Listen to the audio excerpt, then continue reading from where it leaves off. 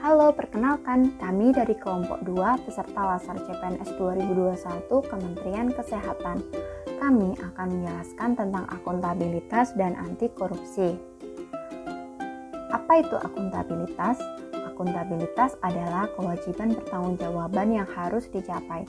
Akuntabilitas merujuk pada kewajiban setiap individu, kelompok atau institusi untuk memenuhi tanggung jawab yang menjadi amanahnya. Berikut akan kami sampaikan mengenai nilai-nilai akuntabilitas. 1. Transparansi. Misalnya, melaporkan hasil pemeriksaan pasien sesuai dengan keadaan yang sebenarnya. 2.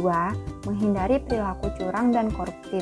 Misalnya, datang bekerja tepat waktu dan tidak mendahului untuk pulang sebelum jam pulang kerja.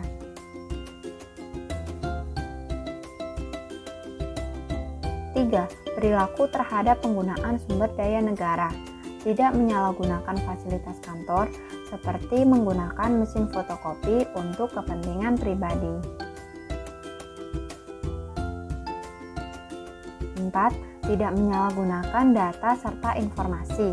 Data pemeriksaan dan diagnosa pasien hanya pihak pasien dan keluarga yang berperan sebagai penanggung jawab pasien yang tahu, serta tenaga kesehatan yang menangani pasien tersebut. 5. Menghindari terjadinya konflik kepentingan. Tidak bermain sosial media ketika jam kerja karena akan menyebabkan pekerjaan menjadi terbengkalai. Setelah kita belajar tentang akuntabilitas, mari kita membahas tentang anti korupsi. Apa itu korupsi? Korupsi berasal dari kata corruptio yang berarti kerusakan, kebobrokan, kebusukan.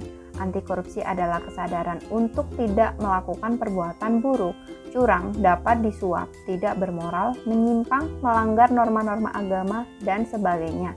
Sebagai seorang ASN, kita harus menjauhi korupsi, karena dengan adanya korupsi dapat menyebabkan dampak efek domino yang tidak hanya dari satu aspek saja, melainkan merambat ke berbagai aspek. Berikut akan kami sampaikan mengenai nilai-nilai dasar anti korupsi. Jujur, didefinisikan sebagai lurus hati, tidak berbohong dan tidak curang. Memberikan penjelasan yang sebenar-benarnya pada saat informed consent sebelum melakukan tindakan kepada pasien. Peduli adalah memperhatikan kondisi di sekitar kita, misalnya membantu pasien yang tidak mampu makan secara mandiri.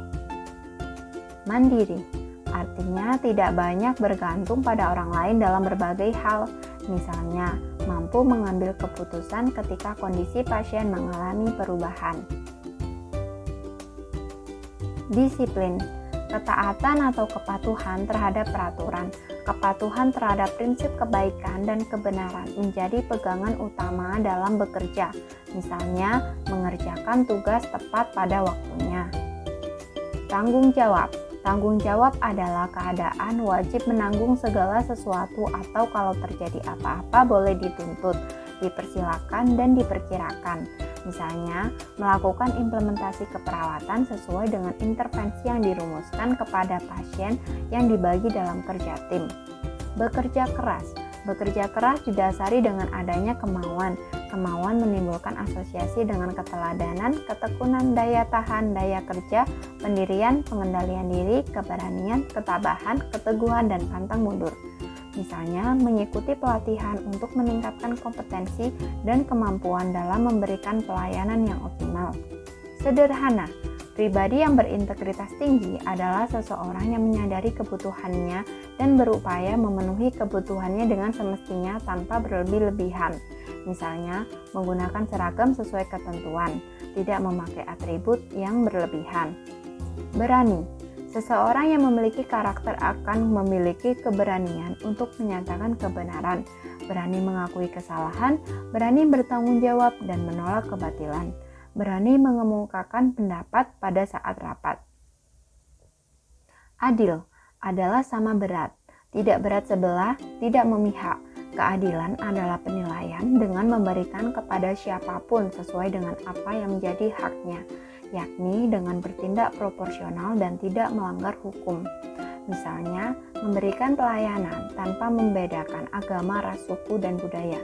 Sebagai ASN yang baik, yuk mari terapkan sikap akuntabilitas dan anti korupsi dalam kehidupan sehari-hari, mulai dari hal kecil, mulai hari ini dan seterusnya untuk Indonesia tercinta. Terima kasih sudah menonton.